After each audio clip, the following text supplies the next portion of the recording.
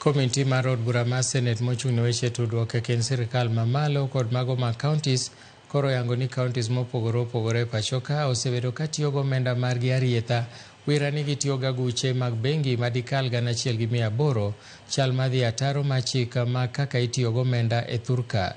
E kinde mane giromo gi apisas mag apis mar jaga bajet kod apisas mag jonon buge sirkal, nofwenyore ni moko kuom aguche bengi go sani ok ti kata osebedo kitiyo kodgi e kinde mokalo.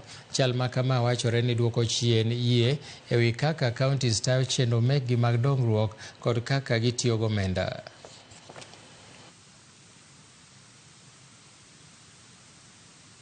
And a threat from who? From the executive and from the parliament. The counties have not been giving me correct information.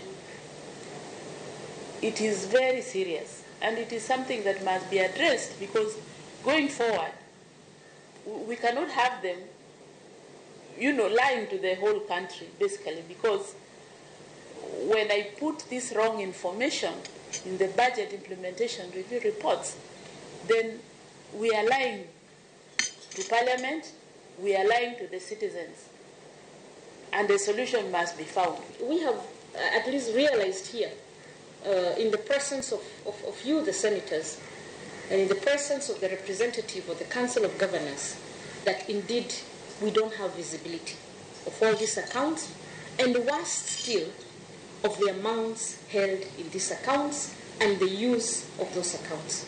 That is where risk is.